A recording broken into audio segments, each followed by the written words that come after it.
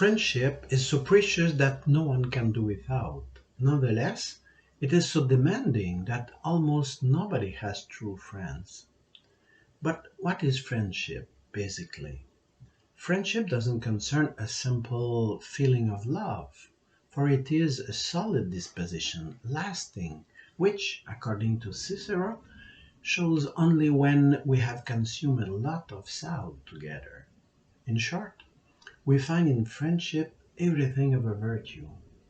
Now, which operation is made easy by this species of virtue? Loving.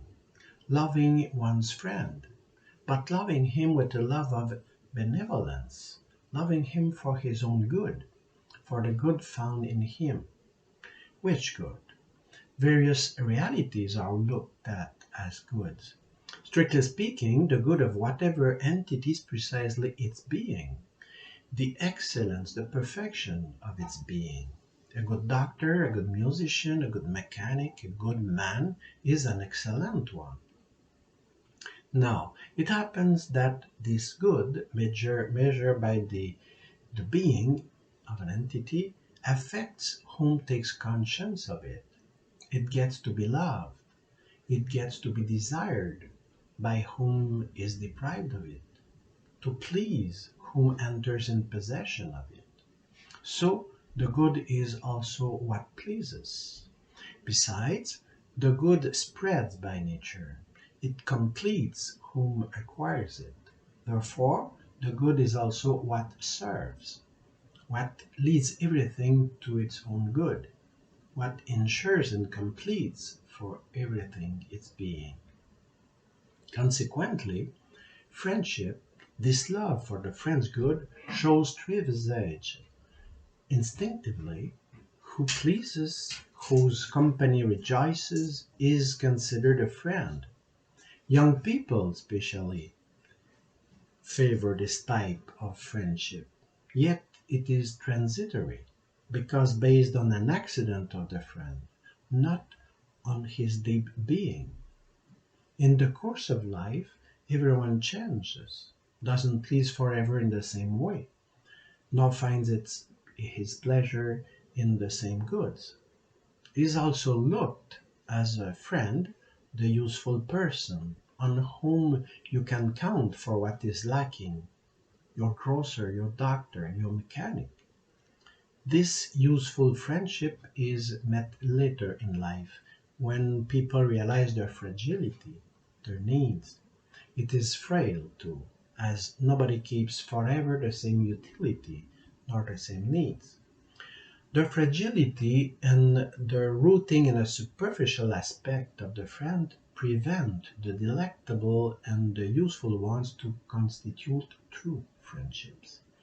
We credit them with this name of friendship because we absolutely want to consider we have friends, more than because they satisfy the conditions of true friendship. The authentic friendships is the one which makes you to love your friend for himself, for the good of his own being, which is his virtue, his excellence as man. This friendship enables every effort to help one's friend to develop and practice his virtue, to live a happy man's life.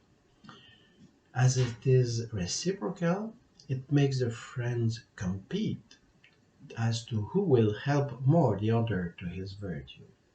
Because it wants over all the good of the other, it doesn't allow itself to be bought. It doesn't spare to save the friend's affection, the truth which he needs for his virtue. A true friend never looks at his own needs.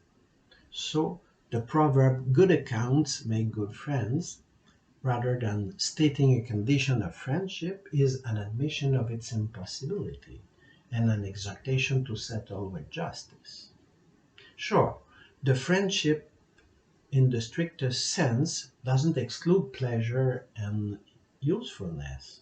Quite the contrary, even if it doesn't draw from them its motivation, It generates more joy and more help than the other two. And the joy and help most precious, most noble. Besides, from persons without enough affinities and complementarity to please and help one another, virtue doesn't succeed to achieve friends. However holy be them, many saints could hardly stand each other, by no means become friends.